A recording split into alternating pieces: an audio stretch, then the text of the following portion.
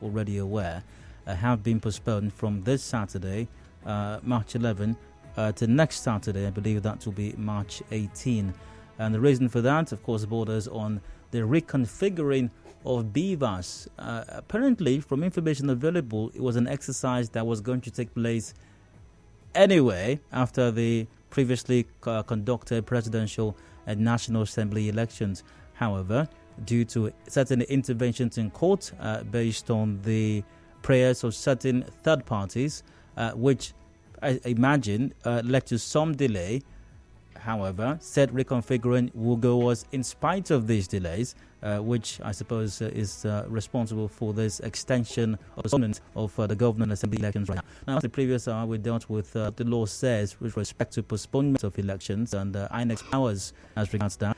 There is a equally fundamental question has been asked at this time, the matter of reconfiguring of the BVAS machines. What exactly does that even mean, many are wondering.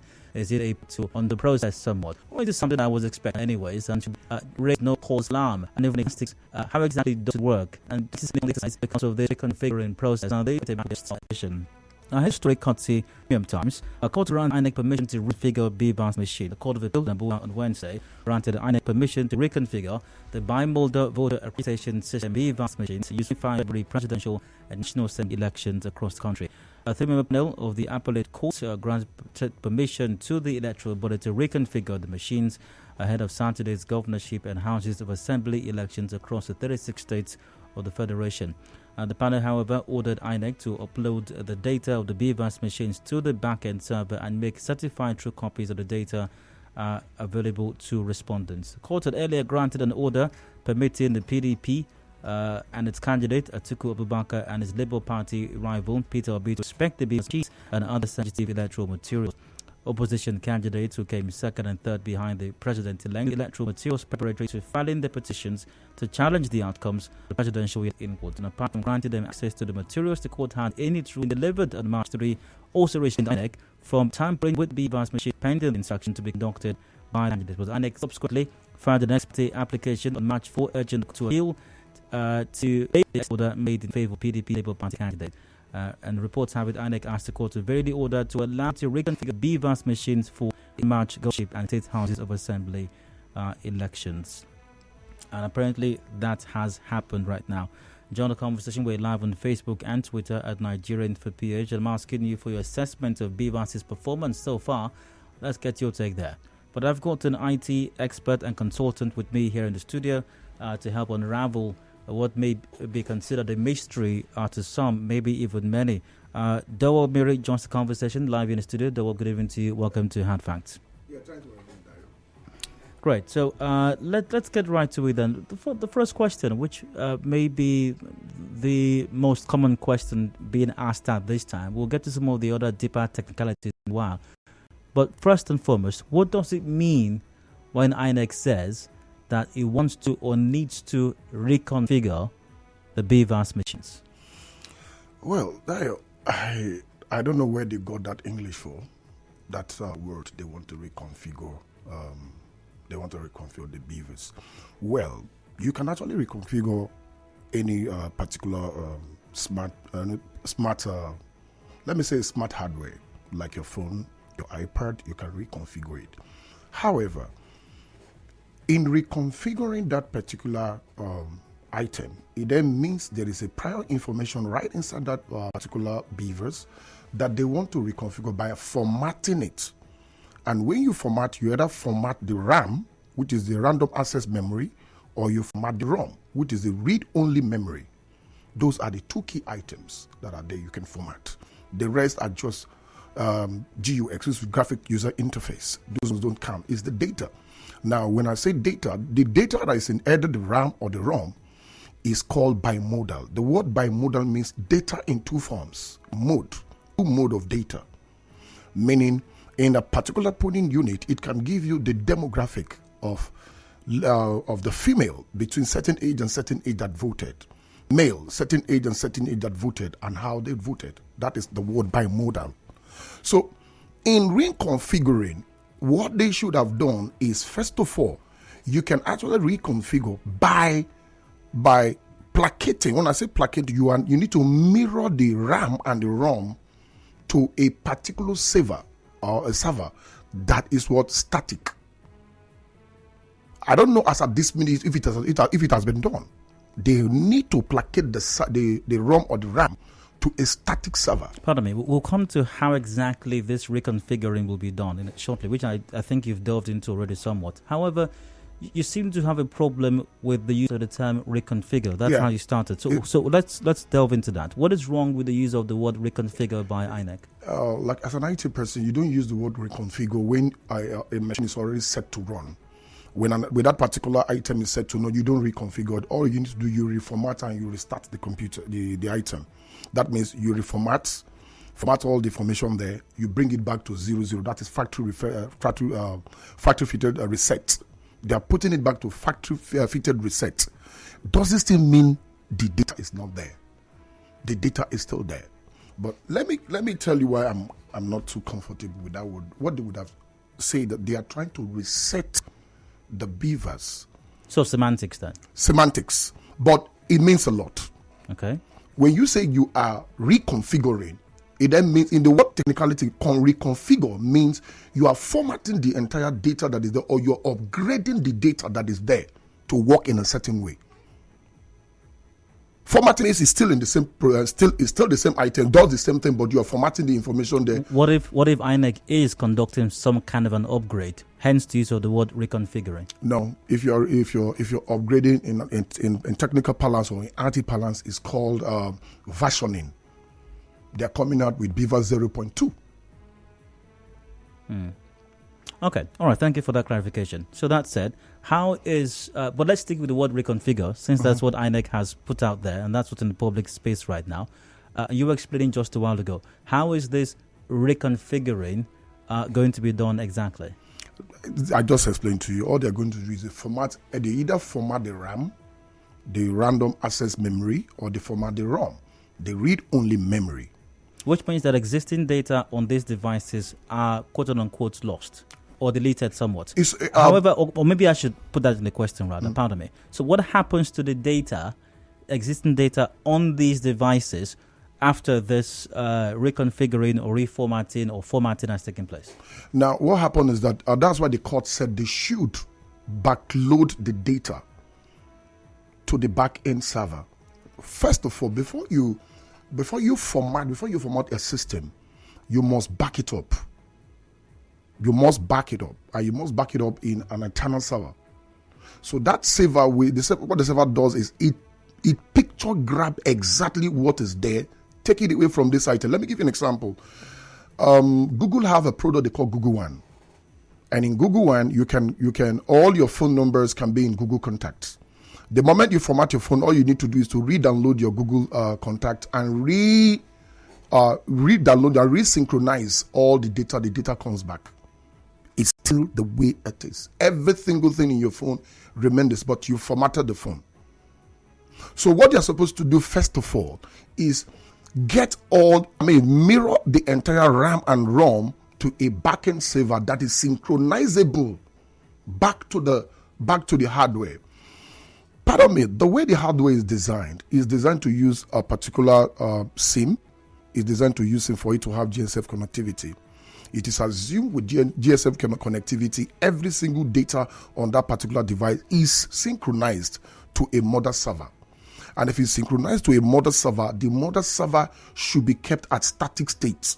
Static state means it is the way it is, because in everything you do on that phone, it has what we call an Ethernet trail. An Ethernet trail means we can know how many times it was configured, who configured it, where it was configured, and which access password configured it. So this means that this reconfiguring or formatting, which is the term you will prefer, does not affect the data in any way. The data is still stored, it's safe somewhere, and can be recalled when it's needed. If it is done, it can be recalled. If it is not done, it is lost. All right, we have to go for a commercial break now. We'll return shortly. Also, possibly headlines 5:30 p.m. This discussion is not over. We'll continue shortly with my guest, Dowell Mirin. Do please stay with us.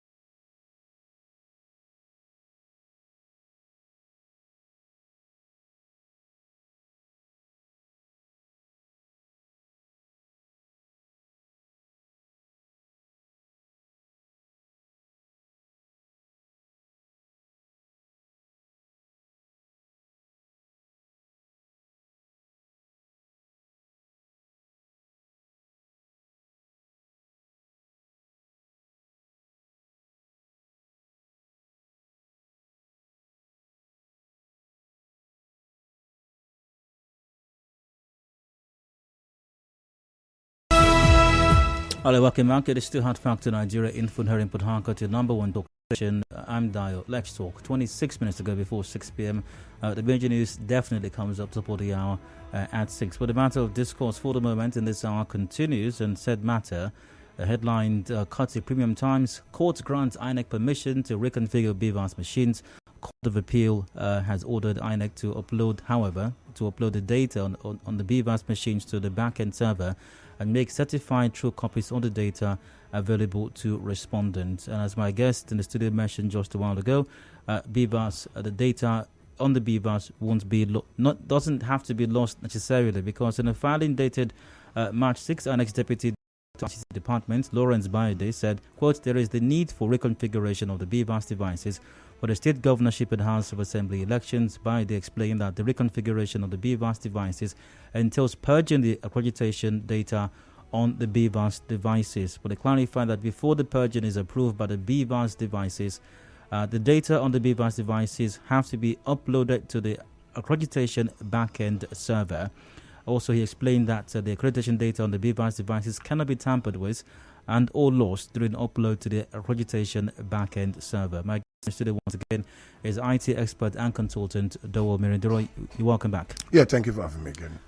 The INEC ICT fellow simply, well, he said, and you've more or less echoed his position as well, that even this reconfiguration or reformatting will not in any way or doesn't necessarily have to lead to a loss of data at all.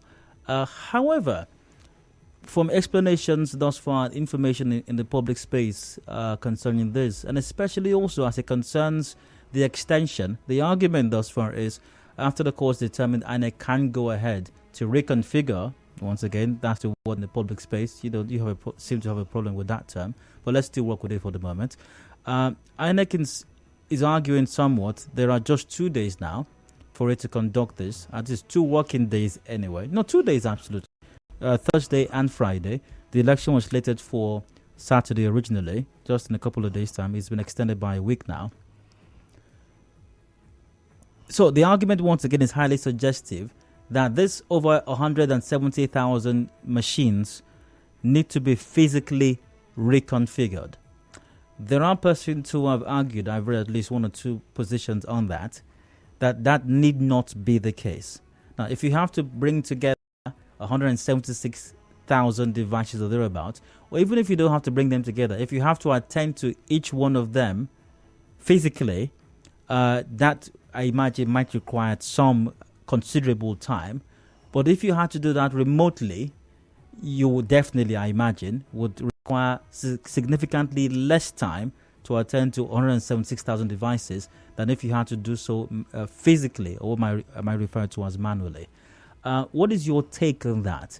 Does this reconfiguration or reformatting or formatting have to be done physically to one of these over 170,000 devices, which might require some considerable time, or could it be done remotely, which would significantly reduce the time required? See, Dowell, first of all, we cannot get this question right without asking what was the architecture of the BVAS, the hardware itself. Now, the architecture of the BVAS was wrongly configured, wrongly designed, poorly implemented. First of all, you don't need to reconfigure or you don't need to reset that hardware. You can actually reset the hardware remotely, just the press of a button in less than 10 seconds. The software has updated and voila, it works. Now, it's not supposed to be called BVAS, it's supposed to be called IBVAS, which is Integrated Biomodal Voter Accreditation System. When the small I is there before the BVAS, it becomes an integrated access, which means a whole lot of things. When the I comes in to that BVAS, it becomes very holistic. It means we don't have to use paper accreditation. We don't have to reset it. The moment you're voting, the moment you are being accredited, the moment you put in your PIN, the moment you vote, on time, real time, the data is being accredited. Even when you put the I, we can actually have a receipt printed out. A receipt will be printed out automatically. That particular architecture can do that. But what they did was they limited it. Somewhat, we now spend billions in printing papers. After accreditation of the card, we now print papers. We now go to thumb print papers. We don't need to thumb print any papers. The BVAS can do it. Now, I can guarantee you, I can put $1 million to tell you that BVAS never went through what we call PCR DSS tests. Every single mobile phone you have, every single software design goes through what we call PCR DSS tests from the foundation, or we call the UT test. If it has gone through UT tests, yes, it was developed in-house. I'm proud to tell you that the particular BVAS architecture was developed in-house by a Nigerian from the southern part of this country, right? The intention of the person that designed the innate intention was for it to be integrated. But they limited it to be BVAS so that we can just put a slot in our card. It only accredits your card and your thumbprints. It does not count your votes. It only shows you the demographic of those accredited, male, female, age-wise, and the different PU units. But it does not tell you. They only said you snap the last result, right? Snap the last result. And listen, here's the catch. The result you snap is in a ROM format. Random, read-only memory format. Meaning you cannot change that particular result. It will be in that static format. Now, the moment they format the ROM or the RAM, those information will not be there anymore. But if it is integrated, they don't need to format. They don't need to reconfigure.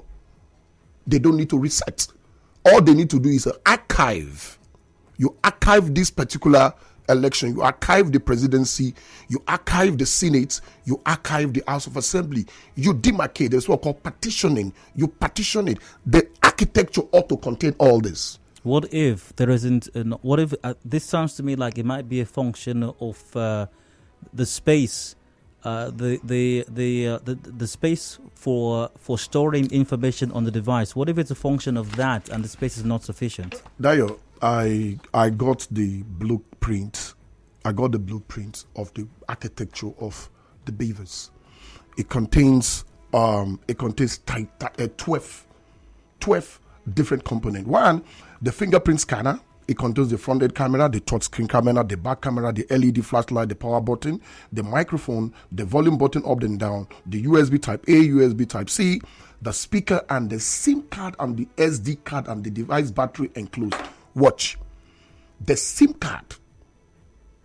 Watch again. Listen. The SD card, meaning there is space for an external memory to be added to the memory that is there. Now, if you are designing a BVAS machine that is all to conduct presidential, Senate, rep, state governorship, state House of Assemblies, and all that, you should have from the word go, the architecture should have from the word go, create a huge random access to contain more. However, for costs, you might create it to be what? Remotely what? Uploaded.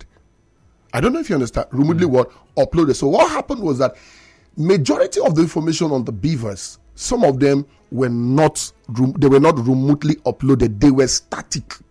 They are in the ROM format, that is the read-only format on the BVAS machine. So they have to manually now configure. When I say configure, manually put it an internet connectivity to it and start sending all the information straight to the backend server. And the backend server will do what we call the demographic tabulation of the results. But in that process, there could be loss of several information. How so? The INEC IT expert has insisted there will be no loss. Let me tell you something here. Anybody can claim to be an IT expert, but in this industry, we know ourselves. We know what loss of data means. Did you follow the Adeleke case? No, go ahead. No, do you know why Adeleke was Oyetola was pronounced as winner after Adeleke was pronounced as winner? It's because on the on-time real-time, because what the bimodal did was on-time real-time, according to them, the entire data did not synchronize at the same time, there was a loss of data because there is called spooling. Spooling is when you look at your internet, you're trying to click a page and the page is going round and round. It's called spooling. When spooling takes place, you can lose a whole lot of data while it's spooling. So indeed, you can lose data. But eventually, when the web page loads and opens up, the data is not lost. You still see the web page in its entirety. Let me not put it through. The internet connectivity you're saying here has a server. The Google Chrome you're using has a server in Palo Alto in the US. If you have a slow internet connectivity, it cannot be able to mirror all the data that is there. It would show you distorted data, except you have your internet connectivity is of certain speed. Then it can open it. Within that moment, you will lose data. It opens. It's the same thing we're talking about. But in this time, in terms of the BVAS, there is no on-time, real-time synchronization. There is don't let nobody deceive you. There is no on-time, real-time synchronization. But that was one of INEC's arguments, that there would be real-time synchronization, especially immediately after accreditation has taken place. And let me tell you something. When they say there will be on-time, real-time, Dowell, we are in this country. We all, with all due respect to INEC and stuff, I believe they have some very good brains there. But I'll tell you something. One of the items they have that forms the BVAS is the SIM card slot. So let me tell you a example. Your phone. If your phone does not have a SIM card, it cannot have internet connectivity. Am I right? I suppose so. Does it mean your phone will not work? You can still use your phone to do what? You can still use your phone to crunch data. You can crunch data into your phone and store it in your memory. Am I correct? Now, when you go online, the data synchronizes. Remember, before we got Google One, before Google came out with a synchronization product, MTN, one of the big telecom companies per se, used to charge us money for us to store our contacts in the cloud. Am I correct? Till then, if you lose your phone, you will find that you lose your phone, both your phone and all the data on your phone, your contact on your phone. So you have to go back to this particular telecommunication company, pay them money for them to resynchronize what they can retrieve for you. But today, technology have gone beyond that. On time, real time, this information is being synchronized. On time, real time is being synchronized. So what they are trying to do by resetting or reconfiguring by their word is to manually put in the internet connectivity and manually upload the data they have on the server, which is the IREF server. Right? However, you've given the example of my mobile phone. I mean, every now and then, I'm sure if I checked right now on the applications page or the application software, I would receive some notification that certain apps need to be upgraded. Updated, thank you. Or sometimes even the phone's OS operating system might need to be updated as well. But I don't need to take the phone to the manufacturer or where I bought it. At the tap of a button, it updates immediately. Your phone can actually be updating and you're taking call. You know why? It's on time, real time. There is all called mirroring in technology. Your phone has been mirrored. Your entire data has been mirrored. There is a back-end server that mirrors your entire information on your phone. So while you're using the GUI, which is the graphic user interface, your back-end is uploading information, updating on time, real time. By the time it updates, your phone goes blank and takes about 3 minutes. It updates. You don't lose a single information. You don't need to take your phone to the manufacturer, let's say manufacturer A, or you don't need to take it to this particular telecommunication office for them to reconfigure it for you. No, you don't need to do that. Now, in spite of this shortcoming which you've identified, I suppose from our conversation thus far, even though we might be concerned as to the loss of time, we can't gain that back since the election is not happening this Saturday, now postponed to next Saturday.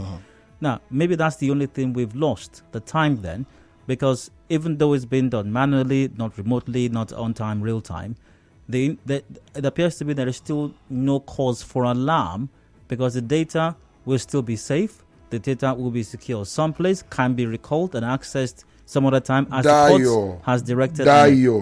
After synchronizing all this, look, I'm an IT person, I can do a lot. We can synchronize all the information, and tomorrow we tell you the server crashed. What will you do? No, it must not crash. Oh, but it can crash. No, this one will not. Oh, it can crash. God will not allow it to crash. Dio, it can crash. It can crash. A surge of power will crash the entire database. Yeah, but that has nothing to do with on-time, real-time. That's a different matter in time. Dio, let me tell you something. You know the judges who gave this verdict, they are not technical inclined persons.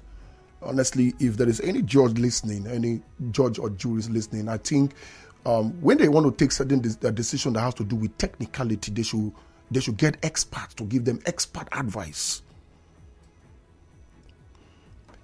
The advice would have been this particular information that is being synchronized from the BVAS should be stored in the cloud, a dedicated cloud base. A dedicated cloud-based server, which means it has 6 or 10 layers of failed state mode. Which means if party A fails, party B will go up. If party B fails, party C will come out. We call it random cyclic order, which is asynchronism in technology. How do you know INEC doesn't have that already? I will tell you. All their documents are here. All the document about what INEC is doing is here. They actually have a cloud base. Don't get me. They have a cloud base, which is the IREV, right? Which some of the data are stored online because they have online storage system. But what I'm trying to tell you that the online storage system is stored because by the federal government law, by the federal government policies, procedure, and law, we cannot store Nigerian data out of Nigeria. It is being stored in Nigeria here, meaning that particular platform is being hosted here in Nigeria. Meaning the server itself, the hosting server itself is in Nigeria here. But Dio, both of us know we can crash that server. We can crash the server. So if the server here can crash, that means servers anywhere in the world can crash as well. That is not how it's done. Let me tell you how it's done all over the world. Let me give you an example. There was a time that WhatsApp was down. Did you remember? Yeah, go on. WhatsApp was down for some time. But it did not take WhatsApp more than 1 hour to come out back. You know why? The data of WhatsApp is stored in 3 continents. So if it fails in continent A, continent B will serve back, it will synchronize back to continent B, which means to the step to which we have to have what we call a dedicated national server where every information is stored and secured. That means you have to have different level of clearance to access any information. Oh, I get that, though. But barring any crashing scenarios, we have nothing to worry about. We really have nothing to worry about. I have a lot to worry about because let me tell you, Nigeria have brilliant technology. They are brilliant, a lot of them. I'll tell you the truth. My fear is how very, very solid are the database administrator or the OCP that is managing that data. How sincere are these people that this data will be particularly secured? With all due respect, I'm not casting any aspersions on INEC or their ability or their staff. However, I'm trying to play the devil's advocate to tell you, play all the scenarios that can happen. But what I think you're also saying is, if the information was being uploaded on time, real time, we wouldn't even be here at all. We will not be discussing all this. And the information would already have been available to all parties concerned. Yes, Dio, let me tell you something. I just told you something. The BVAS, put an I in front of the BVAS. Just put a little I in front of the BVAS. It becomes integrated biomodal voter accreditation system. The moment it becomes integrated biomodal voting system, me and you will not be talking. Which means, you can sit in the ambience of your home, and you see the database, you see the result pour in. That means INEC doesn't need to sit down to do any collation. Automatically, the solution itself, we graphically plot the graph of the winner by percentage, unit to unit, pool to pool, country to country, state to state. Thank you very much for your very deep and knowledgeable insights, Dowell. However, we must wrap up the conversation right now. Many thanks for being a part of it as well. And keep the conversation going on our Facebook and Twitter pages at Nigeria Info PH. However, especially as well, thanks to my guest, Dowell Mirin, an IT consultant and expert. He's weighed in on INEC being given permission to reconfigure the BVAS machines. Dowell, many thanks for your time. Yeah, thank you for having me. We've got a commercial break coming up now. Top of the hour at 6 p.m. is the major news. Open season comes about to that. A recap of all the matters discussed on the show today. Do stay with us for that, please.